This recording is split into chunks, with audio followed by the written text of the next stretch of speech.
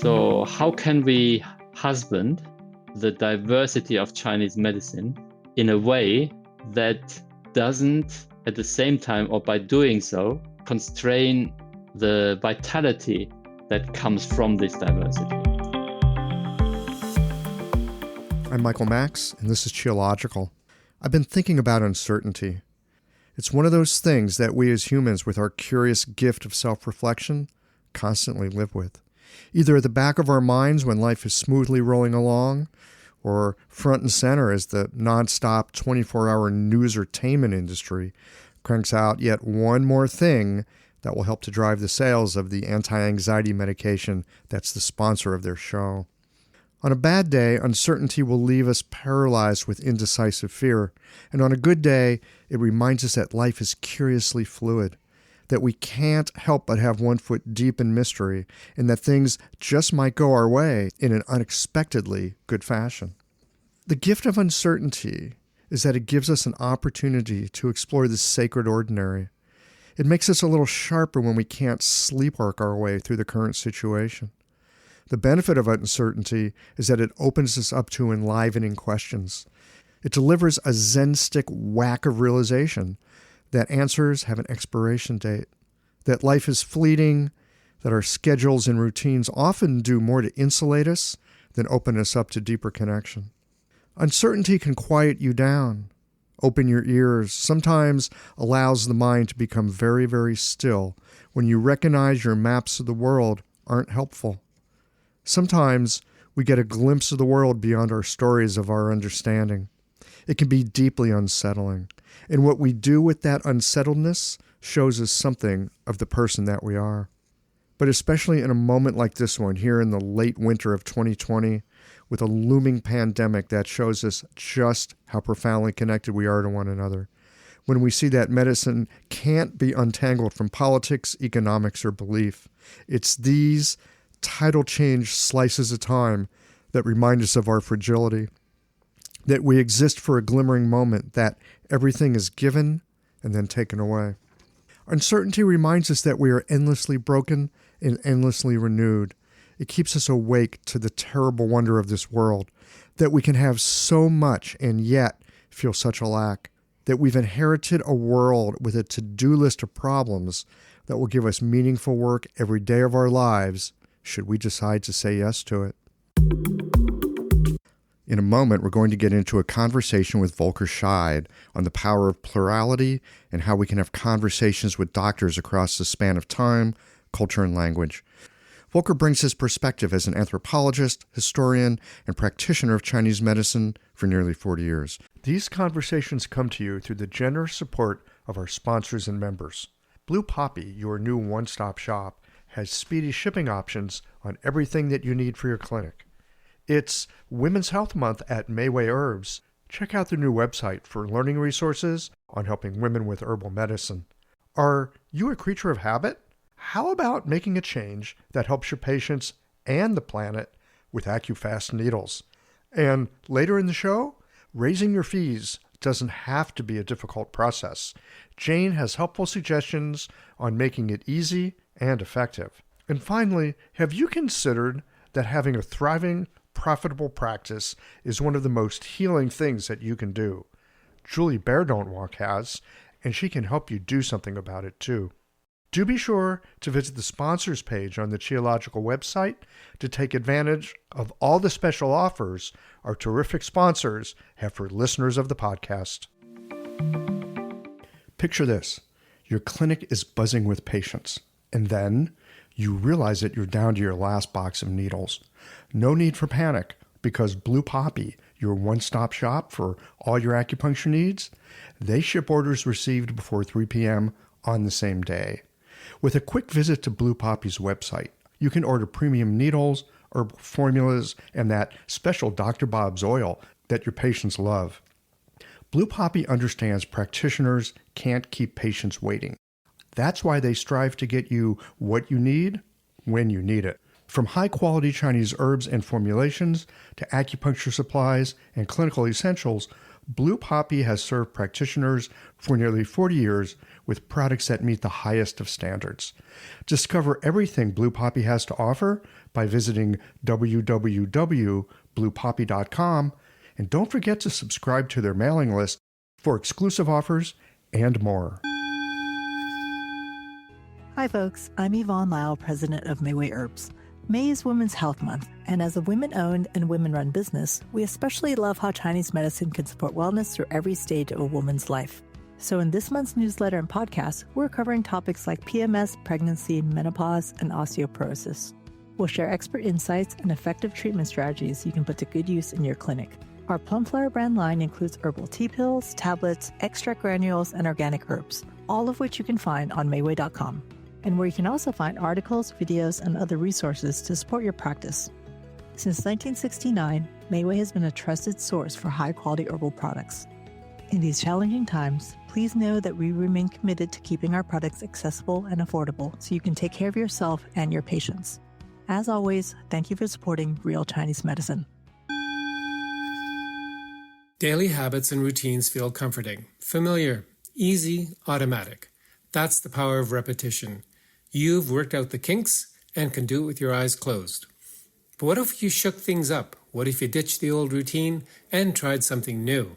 Hi, I'm John Sten. I've practiced acupuncture for over 30 years, and together with my wife Kelly, we created the world's first eco-friendly acupuncture needle.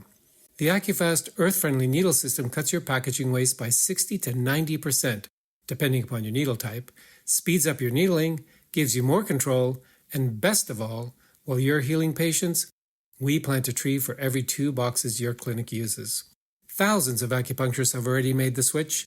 In just the last year, they've helped plant over 16,000 trees. Since we started, that number has grown to over 50,000. So break the routine. Be the change. Visit acufastneedles.com. Your patients and the planet will thank you. I sure did enjoy this conversation with Volker Scheid, and I suspect you're going to find listening to this to be an hour well spent. Let's get into it now.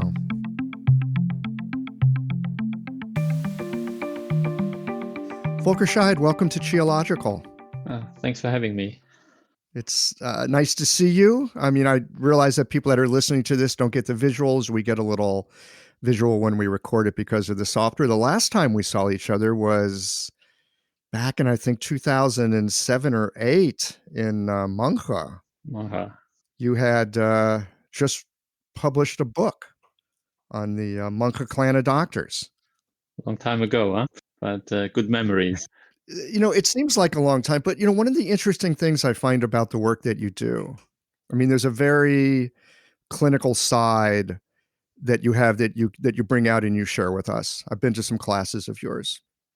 There's also this sort of historical, anthropological, sociological way that you have of looking not just at medicine, but the context that medicine is embedded in.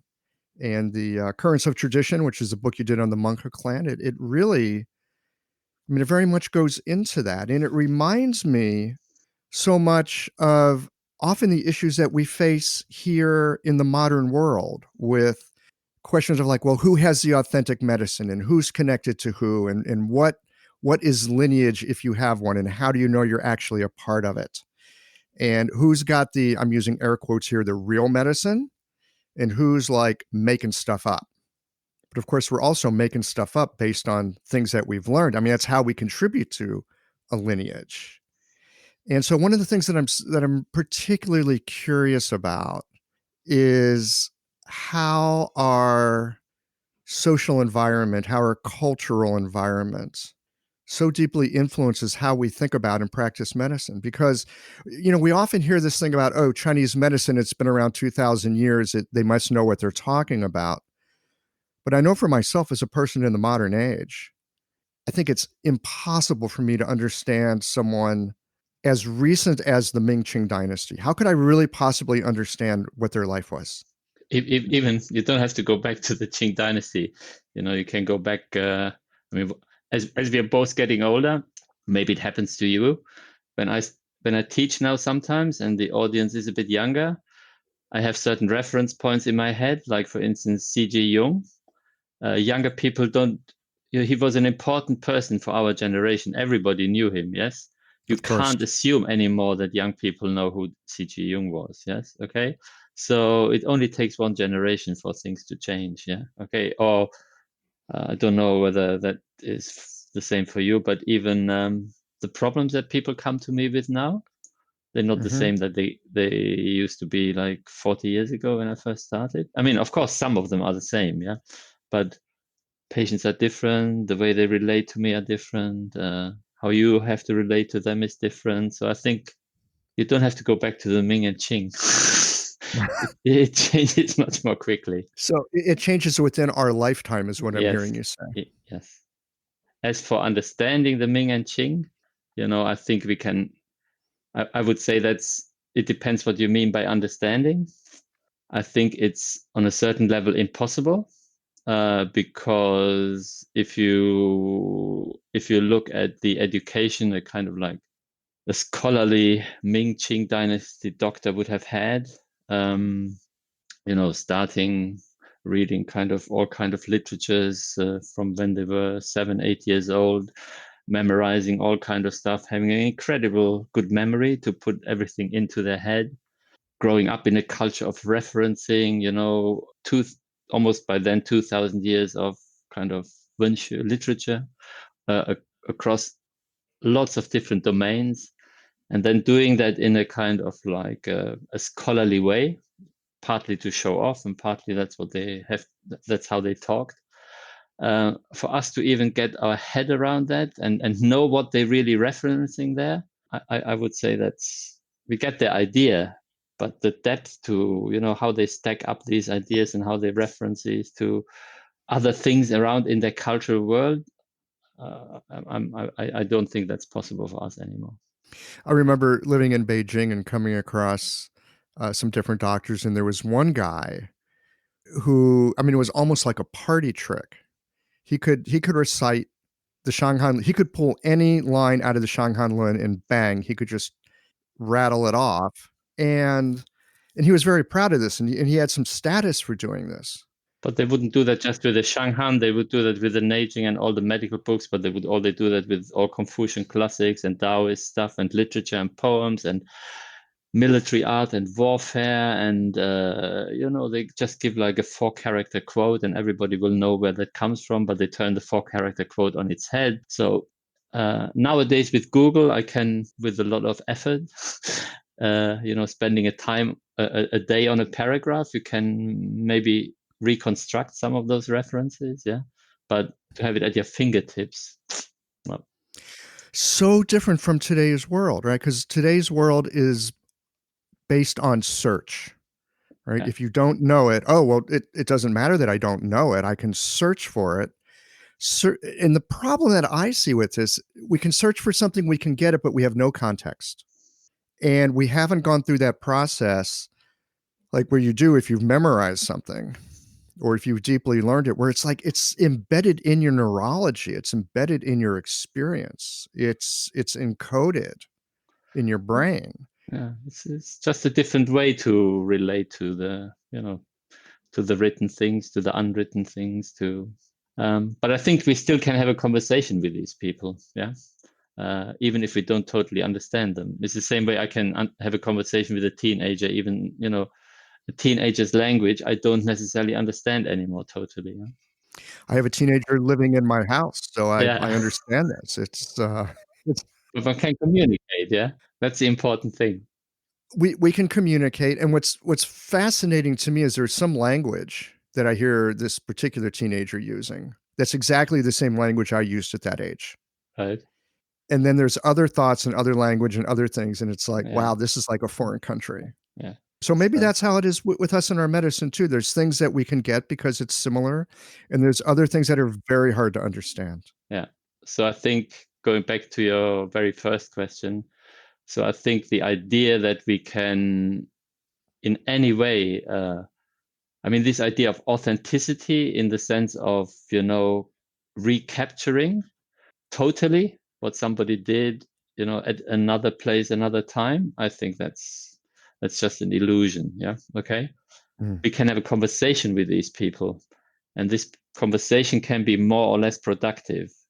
And that's, I think, if you look at it like that, that then changes the whole engagement, because you're not looking for truth or authenticity or whatever you want to call it, but you're looking at how can I make that conversation with these, because you can have a conversation with people who are 2,000 years dead. Yeah, you can, because they left written words. Yes. Okay. Yes, and there's people that have commented on those written words and commented on the commentaries. And the fascinating thing about Chinese medicine is we do have a conversation Yeah, that's across what we the have. centuries. Exactly. Yeah. So we have a conversation across time. Like you have a conversation for us, having grown up in the West, it's also a conversation across cultures. So you can have these conversations, and they can be more or less productive. But I would think, as I said, going and trying to recover some authentic thing, and being able to say this is more authentic than that. Of course, you can say, yeah, you can say this is more close to the point, but being somebody 50 years ago, 200 years ago, 2,000 years ago, that's just not possible. Yeah. Well, I'm struck by what we were talking about earlier in this conversation, that the people that you saw roughly 40 years ago when you were first starting, the kinds of things they came in with, the way they wanted to be treated, the way that they spoke, the way that patients and practitioners interacted is different now than it was then. Yeah. And of course that would be, going backwards as well. One of the things that I have sort of chewed on with Chinese medicine is that there are these experiences from the past, but they only really hold water for me if they can somehow become alive in the present. Is there a way that I can take that influence of something from the past and help it make sense of what I'm doing in the present? And holding to some kind of orthodoxy just because it's orthodox never seemed to make much sense. That's the eternal problem in Chinese medicine. If you read the literature through the ages, I mean, that's, I would say, one of the recurrent problematics is, on the one hand, you have to have some faith in and faithfulness to what you would call the tradition. Yes. Okay. And this tradition could be written text, or it is written text, but it could also be kind of like the people that you have studied with, etc., etc. But on the other, and if you don't have that faith and faithfulness, then you have got nowhere to start from. And who are you to change something that has been around for such a long time, and that people have, who are you? But at the same time, things do change. Yes, okay, and they have always changed, and particularly things fail. I mean, the other thing that we often talk about, Chinese medicine is so fantastic, it can do this and that and the other. Of course, it can. But if you listen to if you read the literature, then I think as many stories about the successes of Chinese medicine, there are as many stories about the failures. Yes, okay, and almost any doctor. I mean, like one of the typical genres, kind of like for a doctor to write in his foreword is, oh, I was ill and I had this, and then I went to this doctor and he's completely screwed me up, and there's nobody who knows the Shanghan anymore, or the other way around. It's kind of like, oh, my parents died, my children died, and thousands of people around me died. This treatment doesn't work. Why doesn't it work? Yes, and then we have to engage with medicine is like that. Sometimes it works, sometimes it doesn't, and we have to engage with that failure. And again, we can engage with the failure productively or less productively, I would say. Yeah. This for me is one of the really big questions. And it's the question of, how do we engage productively with failure? Because we're going to find so much of it in our work. There's a lot of getting it wrong on the way to getting it right. Yeah. So I think, again, something you mentioned at the beginning, I think there's the typical way for most clinicians to look at it is look at themselves. So it's always, what can I do to maybe have more success next time, or what was it that I did wrong? But I think for me, having kind of like the perspective of a historian or of an anthropologist, like a cross-cultural perspective, is that you see two things. A, that often this failure is not an individual failure, but it can be kind of like more the failure of models, of ways of thinking, etc. So it's not always a responsibility on you or on the patient. But I think also you can see how have other people at other moments in time dealt with this problematic, and what is the kind of, so Chinese medicine, I think, is full of possible solutions to this problematic. Yes, we often think, which has got something to do with us Westerners, our mindset, but also it obviously got something to do with that we are, we only doing this for 1 or 2 generations, so we are kind of only skin deep in the whole thing. But to most of these problems, or most of the solutions that we are suggesting, I mean, they have been suggested already like several times over in the history of Chinese medicine. Yeah. Okay. So I think maybe the first thing we should do is when we encounter these difficulties, just look at, what are the solutions offered to us, and if these solutions are valid, then we can learn from them. But maybe there comes a point where we can also contribute to the ongoing story of solving these problems. Yes. Well, we're actually in the midst of something like that right now here as we're having this conversation, February of 2020. The coronavirus is not just in Wuhan, China. It's spreading all over the world and in increasing ways, according to the last thing that I looked at. And so there's, of course, a lot of concern about this thing. And recently I talked with a doctor in China, and he was very specific with his idea. Yeah, I heard that interview. You did? Okay. So then, yeah. For those that hadn't listened to it, he's very clear that this isn't really a Shanghan thing, and it's not really a Wenbing thing. This is an epidemic illness, and it has to do with cold, and it has to do with dampness and toxin. Mm-hmm. And of course, this is not the first time to the rodeo for the Chinese with these kinds of things. And so he was very much speaking about it as you need to look at it and differentiate what it is you're looking at. At the same time, I've received emails from various places where it's like, okay, here's a listing. These are the herbs to protect yourself from the coronavirus. These are the herbs for the first stage. These are the herbs for the second stage. Very much a protocolized, very Western way of looking at things. And so, here we are right now in this moment with Chinese medicine, having this opportunity to really use it and to hopefully glean something that will be helpful to us from people that have faced this before. But again, if you want to use it, that's what, coming back to what we said earlier, in order to use it, you have to be really familiar with it. Yes. With, maybe the approaches I think understanding the history, and clearly the doctor that you were talking with, he is quite au fait with the history. You have some understanding of what went before, what failed, and why did it fail, and how did new approaches develop. Yes, and unless you know that, how can you? The other problem is, of course, if you have some kind of ideological commitment to know, like I've seen stuff on the internet, or it's cold, it must be Shanghan, or it can never be, why are they treating it like a Wenbing? They're crazy, they don't understand it. So very often this comes out of some kind of ideological commitment rather than a hands-on experience with the problem. Mm-hmm.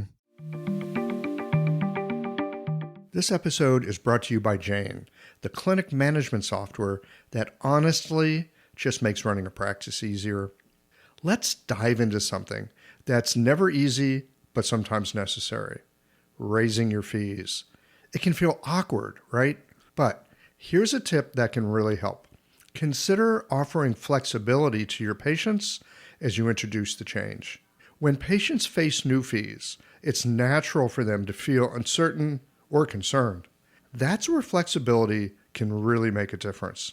Offering options like a phased increase, suggesting a payment plan, or even taking a moment to talk things through can help to ease the transition. These thoughtful gestures show your patients that you're listening and care about them, which strengthens the trust you've worked so hard to build.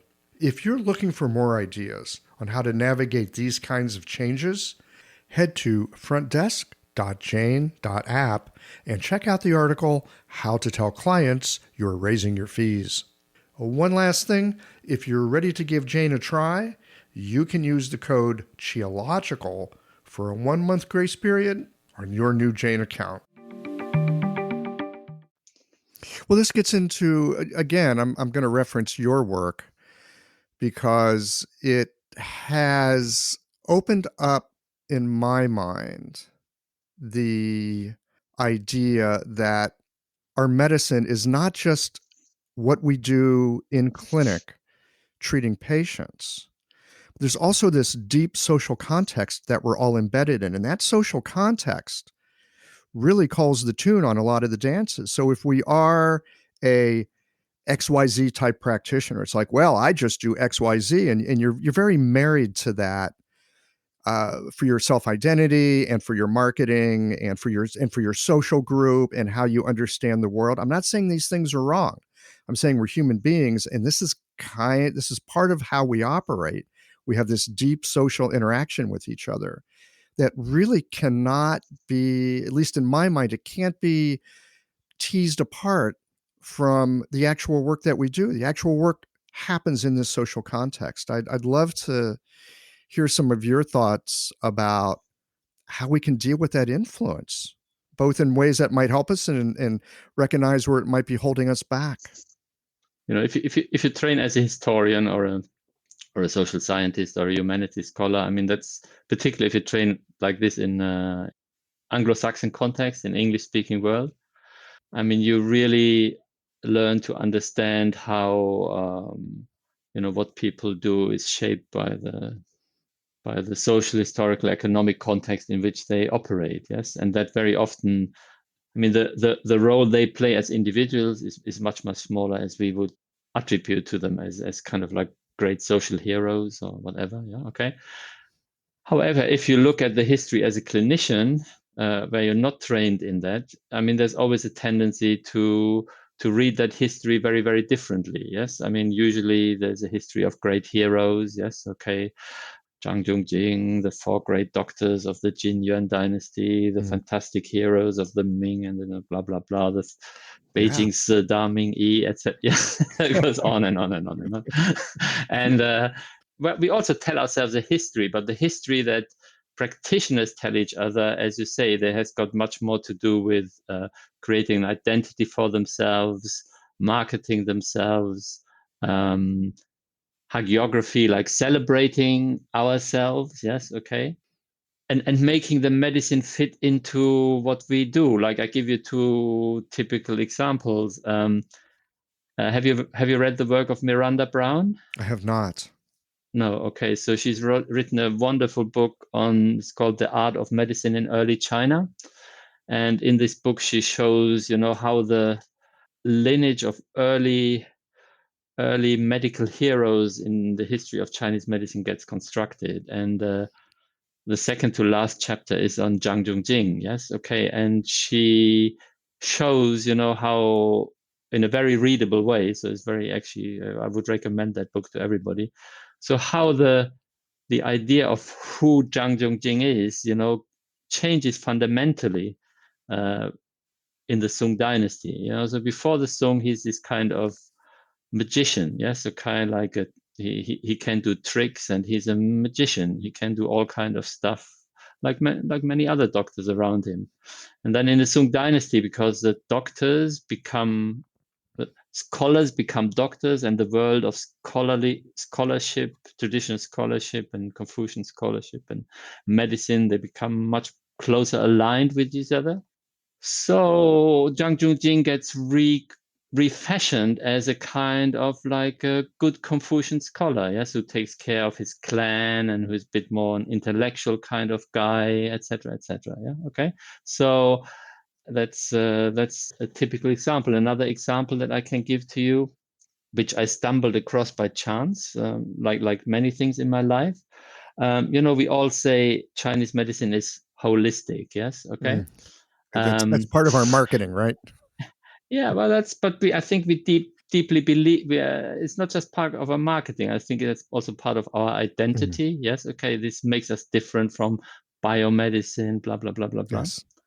Now, if you look at, there's nothing in this world which hasn't got a history.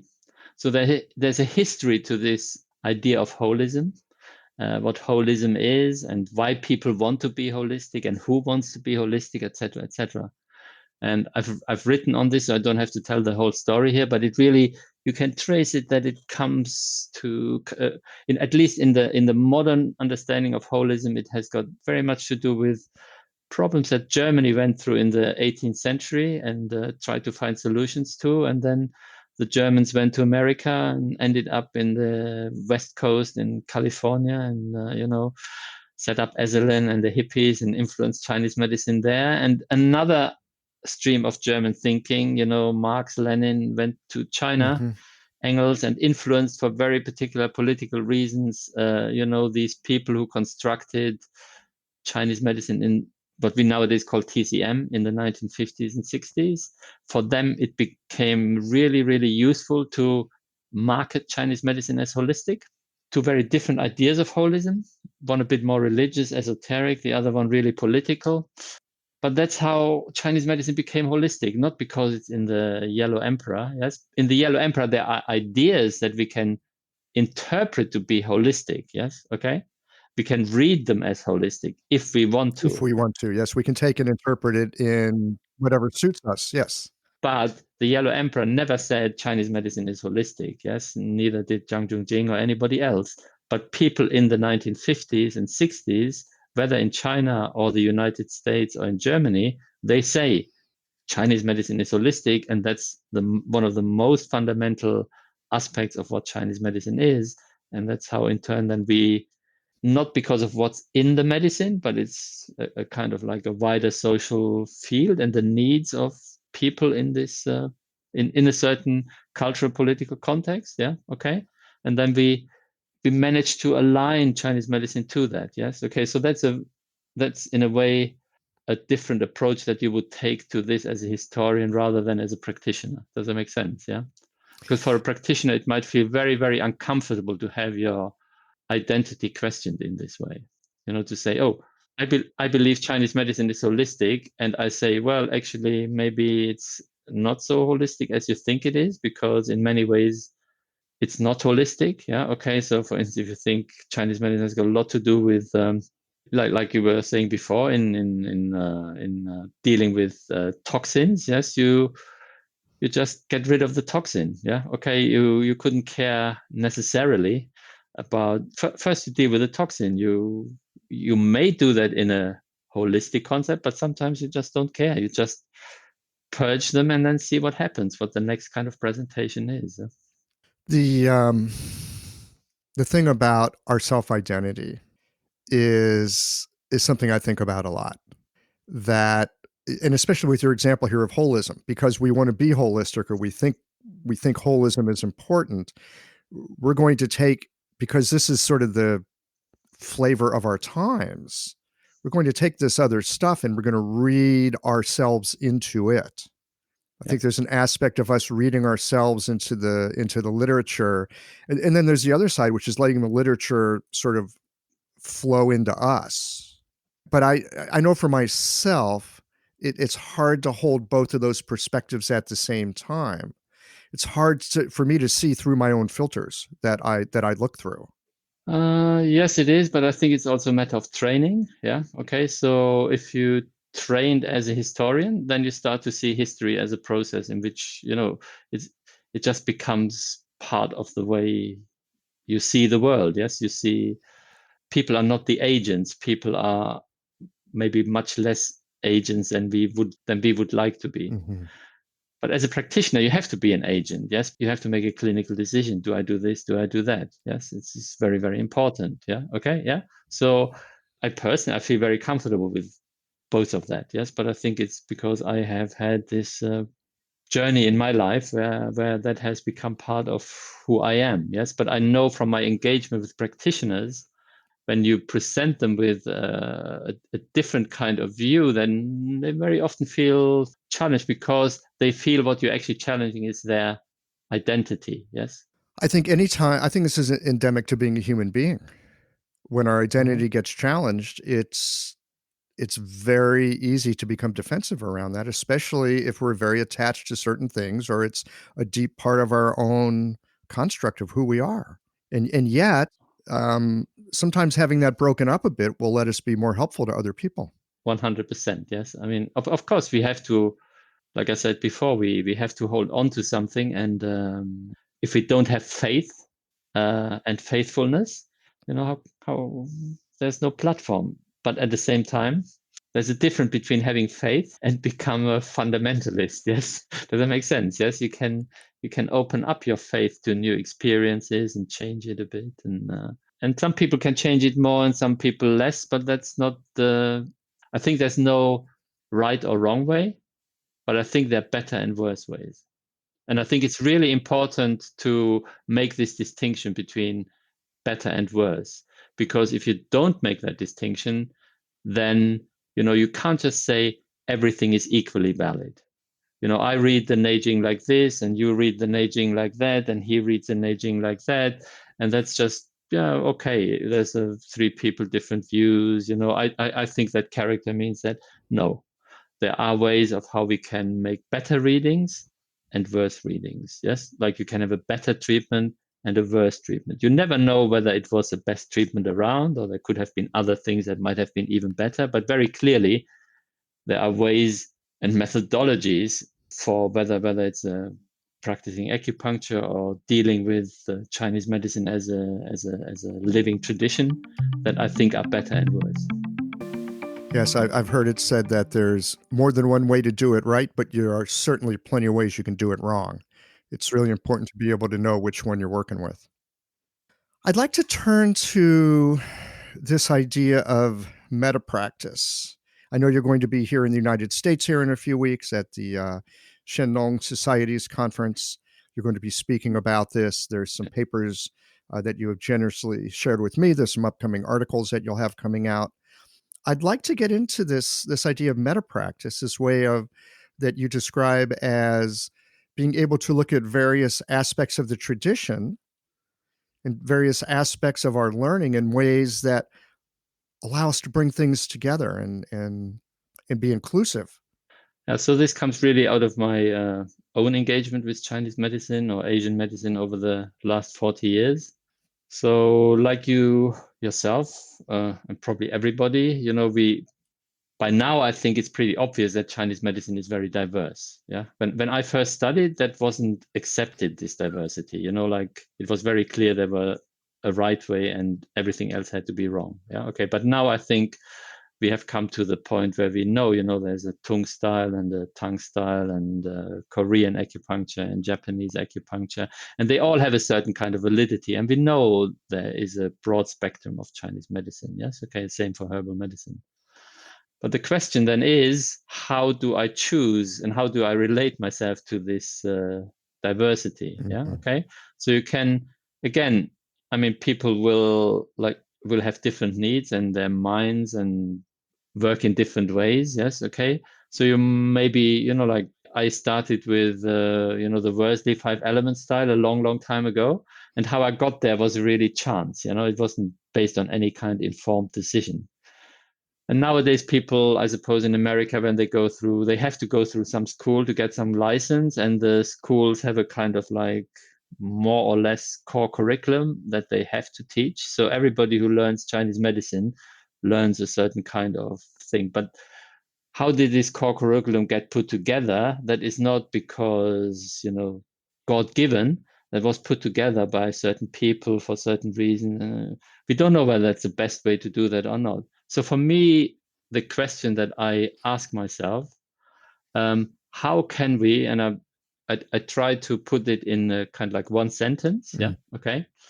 So how can we husband the diversity of Chinese medicine in a way that doesn't at the same time, or by doing so, constrain the vitality that comes from this diversity?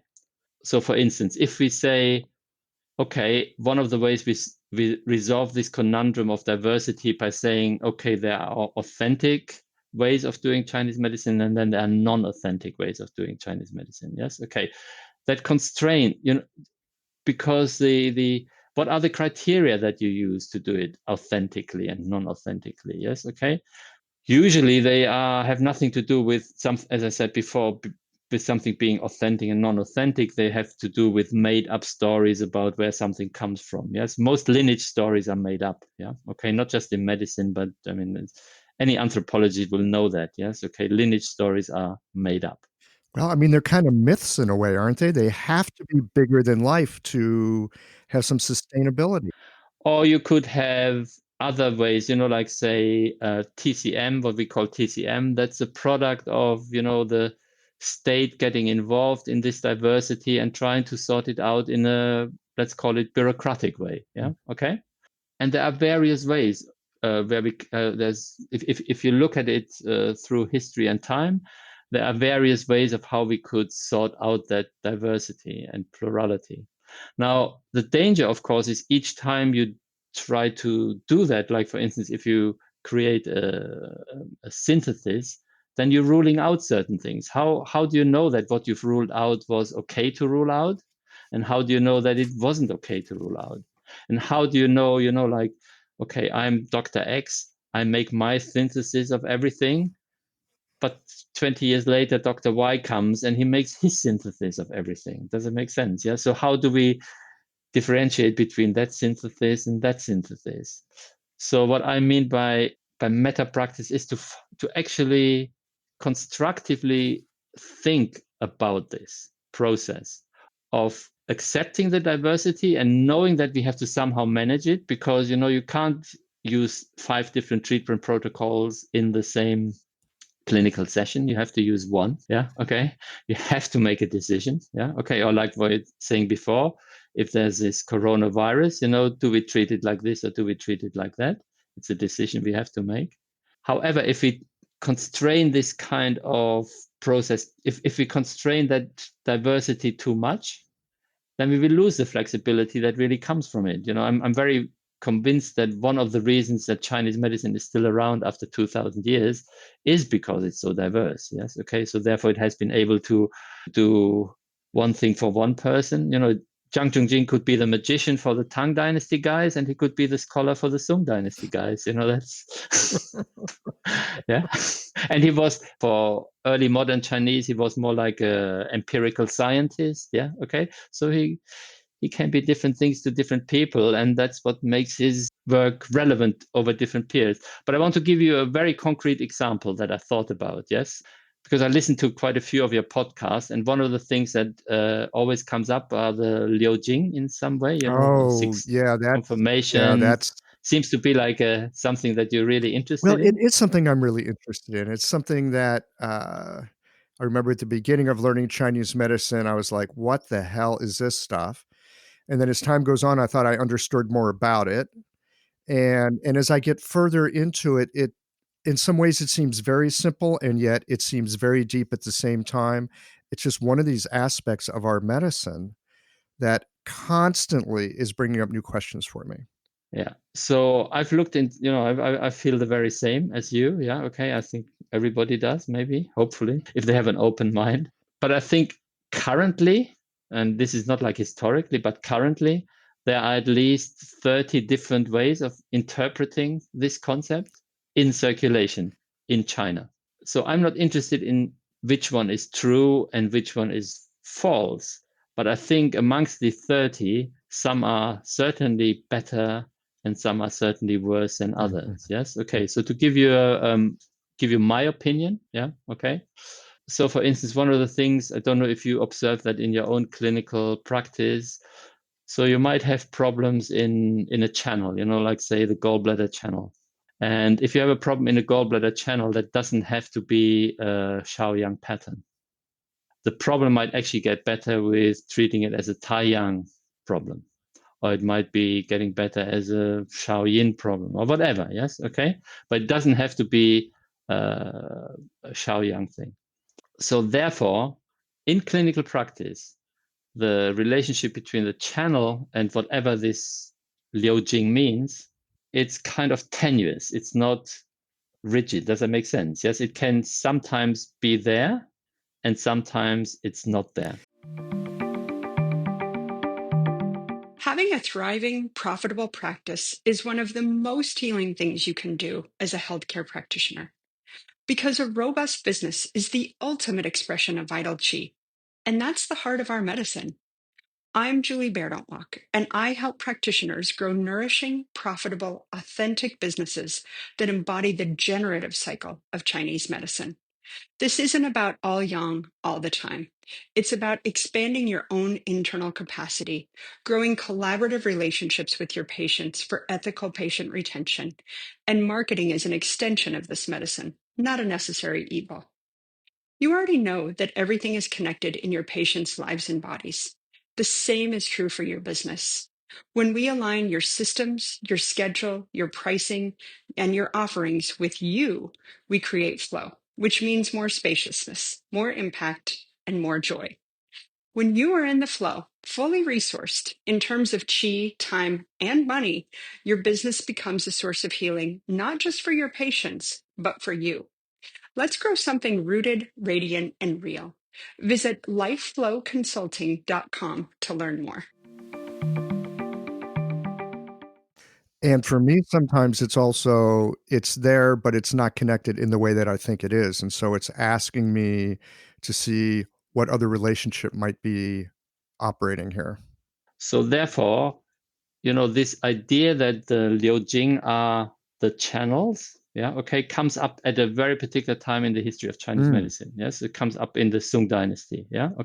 Where people try to create a synthesis between acupuncture text, the Huang Neijing, and all that classical corpus, and the Shanghan. And because these things have the same name, so one of the things that they do is they obviously think they are the same things. Yes. Okay. So the Liu Jing are, of course, the channels. But because the clinical link between those things is rather vague, I would say. What you actually get in the late Ming and early Qing, you get a reaction against this. Yes. Okay. So, and this reaction comes for various, I could go into this more detail, but one of the clear points of criticism is these guys in the Sung, they totally got it wrong. Those Jing are not channels. Yes. They have nothing to do with the channel. They maybe have only a tenuous link with channel. We're really talking about something very different here. Okay. So these guys in the Ming early Qing, they think of those Liu Jing in a very different way, like maybe territories in the body. Where you could have in the Taiyang territory, you could have many different channels go through this. Yes. Okay. So you could have the Shaoyang channel also go through the territory of the Taiyang. Okay. So clinically, that makes more sense to me. So what I said before, very clearly, therefore, I'm in favor. I'm much more. I think these guys, their understanding seems to me make more clinical sense than the understanding of the other people. Previous understanding is not. You can play around with it, but in clinical practice, is not validated all the time. Okay. So you can take that even further. Like you can say, what do we mean by when we think of what Taiyang is? So I've gotten rid of the channel thing. Now I think of it as a territory. Okay. So what kind of territory is that? Yes. Okay. So it's clearly a boundary territory because it's on the outside. Yes. Okay. So it's a boundary territory. But in our body, we have different boundaries. So we have boundaries not just in the skin.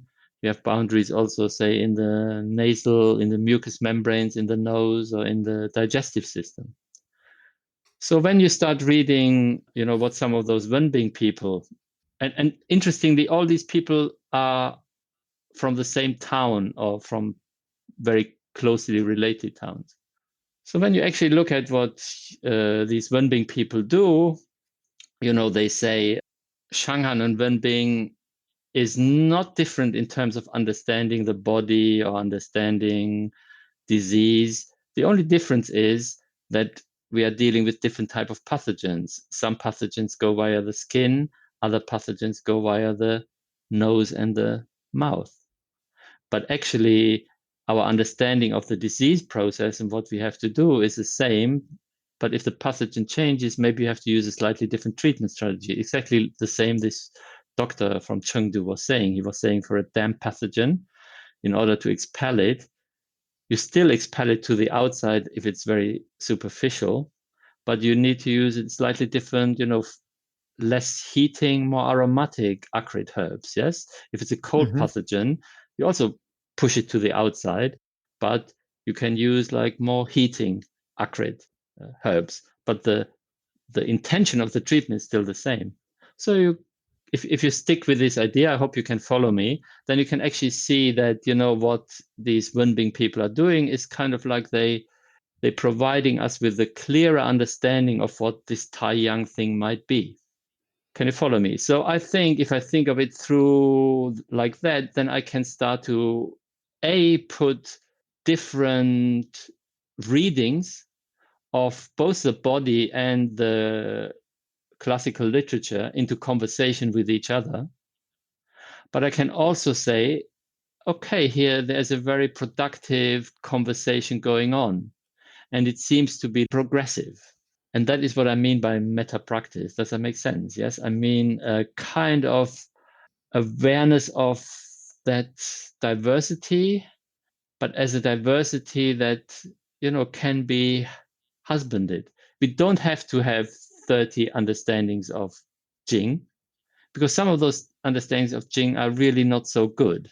Some are better. Chinese medicine, because it's so backward orientated, finds it very difficult. It hasn't gotten a mechanism like in the same way that science has, yes, to get rid of old stuff.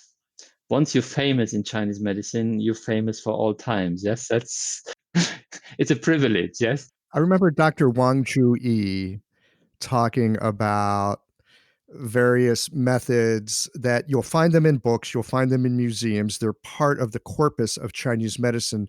Nobody uses them. How do you know we don't use them? Or how do you know not to use them? Well, doctors, they tried it for a while, but no one's really talked about it or used it for a long time. It's still in the medicine because it's a portion of the history, and our medicine throws nothing away. But you have to know, and I'm not talking about cherry picking here, but you have to know, and I love your word husbandry. You have to use some kind of discernment to get through what's useful, what's not, how things might be useful. I love this. I so appreciate your this conversation we're having on the Ojing right now, because it makes sense to me as well to think about them as territories. And in thinking about like the Shanghanlun perspective and the Wenbing perspective, we're speaking about the same territory, but under different conditions. And when you have a certain condition, this is a useful way of working with it. Under a different condition, if we understand the first one, the second one now makes more sense. Yeah. But it's still the same territory. Yeah. Okay. Still the same territory. But the invader is different, If you deal with like the Mongols on their horses, that's different than you deal with Russians on their tanks. Yes. Okay. Or terrorists who come from inside. Yes. Okay. Terrorists from inside or spies from the outside. Yeah. Does that make sense? Yeah. Okay. So anyway, one of the things that I really appreciate about the Western Academy in its, there's lots of things wrong with the Western Academy at this moment in time, but when it works, it's a very socially productive way of doing this husbanding. Does it make sense? Because it's not just one person, but ideally, every scientist is engaged in this communal conversations and is prepared to have their own ideas shot down. And I think that is something we could really learn from the field of enlightenment science. Let's call it like that. Yeah. Okay. A productive way of husbanding. And again, that's, I think, is then a new conversation, because you're bringing into conjunction enlightenment science with Chinese medicine. Yeah. Which was, by the way, it's nothing new that was happening in the late 19th, early 20th century. Yeah. Nothing new. How so? How's it nothing new? Because they were already, like in late 19th, early 20th century, Chinese doctors, Japanese doctors, they were becoming aware of that there was something called science, which did things in a different way. I mean, of course, they had a very peculiar understanding of science. That's why they had late 19th, early 20th century understanding of science, a very Darwinist understanding of science, which doesn't exist, where we have gone beyond that. We have worked out that you can think of science in more productive ways. But maybe our understanding will also be exchanged. But anyway, these people did that very much in Japan, in Korea, but also in China, what we call nowadays the heterogeneity, the current of convergence, like the people who would put Western and Chinese thinking together to. I think we call it integrative medicine these days. But that is different than they did. Yes. Okay. Modern integrative medicine is different than what these people did. Mm-hmm. How are they different? Well, integrative medicine, in my understanding, is totally dominated by biomed. It's not a conversation. It's dictated by biomedical agendas. It's not a conversation. Means you have to have a conversation amongst equals. Yes. Okay. This is like, we know how the world looks, and maybe we can harvest something from your field that is useful for us. But ultimately, it's us who are setting the terms of the conversation, the institutions, etc., etc., etc. It's not a conversation. No, it's more like colonization, isn't colonization or exploitation. Yeah. Okay. Mm-hmm. And these people that were doing the more convergent thinking in Japan and in China, I mean, they were doing it individualist. Yeah. So, I mean, they could do it on their own terms. And if you read, it's just, to me, it's it's very, very fascinating what they were doing, because they had an open mind. They came up with really, really interesting things. There are some interesting papers around. I don't know if you read Sean Lay's paper. This is a very good example also for how our imagination is always shaped by the times that we live in. Sean Lay, who's a historian of early modern China in Taiwan, he wrote a very beautiful paper on why the qi dynamic, became such an important topic in late 19th century. And his argument is because these people encountered the steam engine. So they translated the steam engine into the qi. I could see how that would happen, right? And then, of course, these kind of inventions get forgotten, and we think, this is like a 2,000-year-old thing. No, it's a late 19th century thing to think about the body very similar to a machine. Well, we do the same thing now, right? I mean, we call the brain a computer. Yeah. The heart's a pump. Exactly. And Chinese imagined it in their way. Yeah. Okay. So that made sense, not just to their bodily worlds, their social worlds. One of the most beautiful things I came across is, do you know why the heart is empty? When somebody's dead, you cut it open, the heart is empty. In Chinese medicine, we say the heart needs to be shu, empty. When your heart mind, when it's shu, then everything is okay. And we usually take very kind of like esoteric philosophical theories to understand it. But do you know why some of these people thought the heart has to be shu, empty? Because if it's always filled, it's congested, it can't do its work? No, because, the heart is the mind. And this is one of the things I love about Chinese language is that heart, mind, it's like same thing. So in the mind operates by having these li, which are kind of like patterns or coherences or ideas about the world, yes? And they are stored in the heart. And the heart has to be empty so it can store them. Can you follow that? So if the heart is empty, it can take the patterning and coherence of the mind. No, the heart is the mind. This is like, we are in the 12th, 13th century now, yes? Don't think of brain, mind. The heart is the mind, yeah? It's so, okay, Volker, as a concept, I get it. And yet in reality, it's like I am constantly reminding myself that these are not separate. But it's really important, these conceptions we have of the world, they're also material. They are not just ideas, they are material. And this material, but they have a kind of like an intangible materiality, yes, okay? And this intangible materiality needs to be stored in the empty spaces of the heart. So the heart needs to be shu.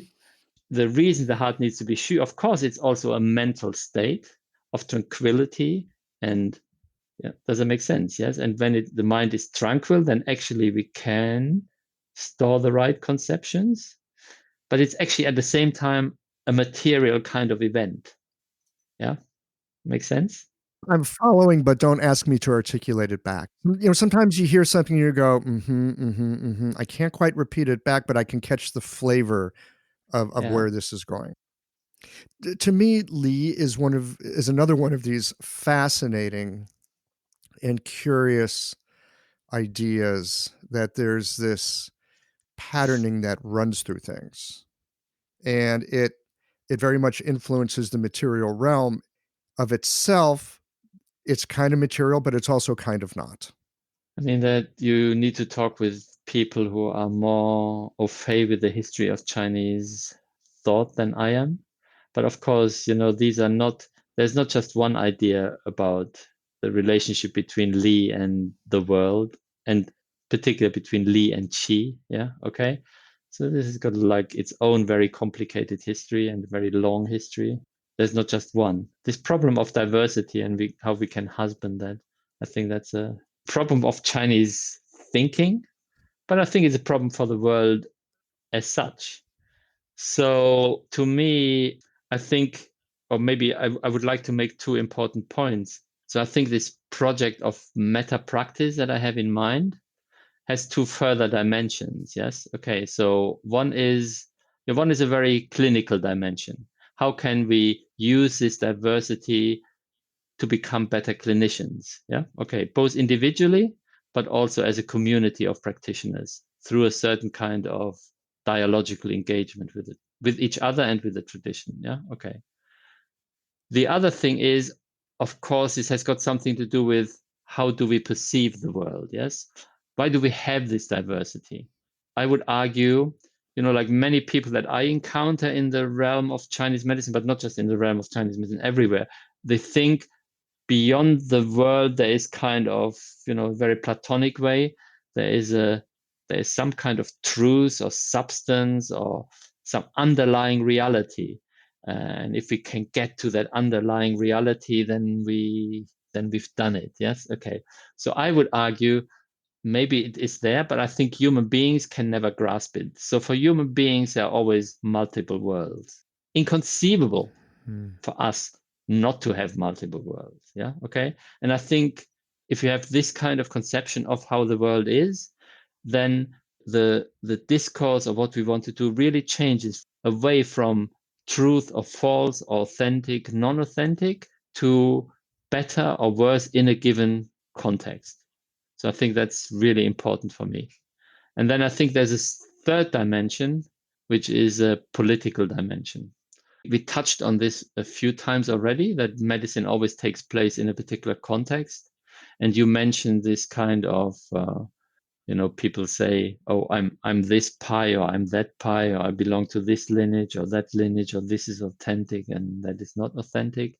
So another thing that you do as a historian or as an anthropologist, what's happening in the domain of Chinese medicine, you cannot detach that from what's going on in the wider world around us. So I think one of the things that I'm seeing in Chinese medicine at the moment is the very same kind of identity politics that I'm seeing in the world around us at large. Yeah. And I don't like that identity politics. I think this identity politics is really, really bad for us as human beings. Yeah. And I have had to realize in my own life, it's too late for me to make the world a better place other than through my engagement with Chinese medicine.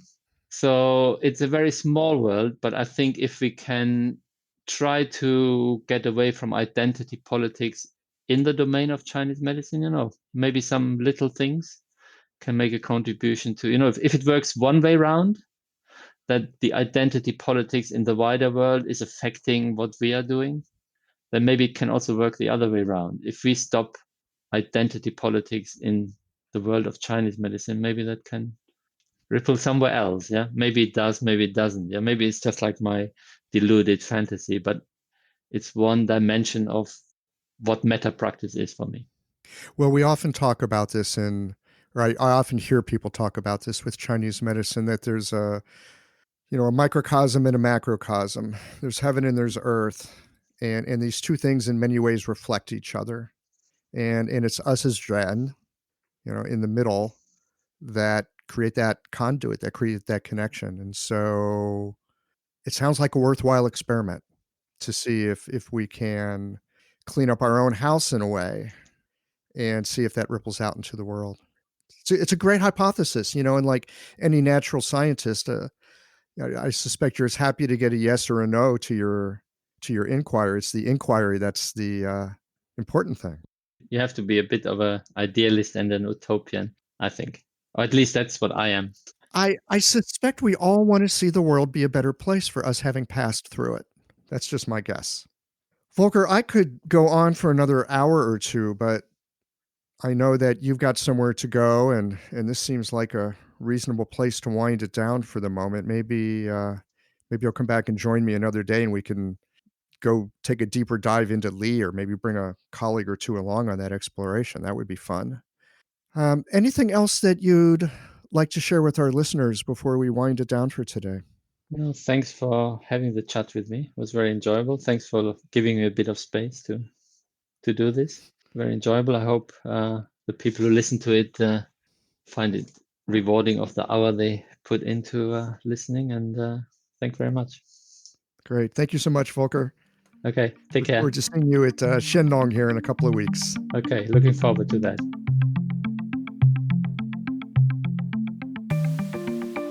I hope that you've enjoyed this episode of Qiological. If you've listened this far in, clearly you're a hashtag Qiological nerd. So for you diehards, I have a small ask that will take 3 minutes of your time. I've had a lot of feedback on postcards, in my email, and in conversations in person. And what I'm hearing is that y'all appreciate Qiological because you feel more connected to our Chinese medicine community and to the medicine itself. Well, here we are at the end of this episode. If you've listened up to this point, you're either a rabid fan of Qiological or the forward button on your podcast player stopped working. If you are indeed a fan of the podcast, you can help us to bring new episodes to our community of practitioners by supporting us with a membership or a one-time contribution. Details, of course, are on the website. That's it for today, friends. Join us again next Tuesday for another thoughtful episode of Qiological.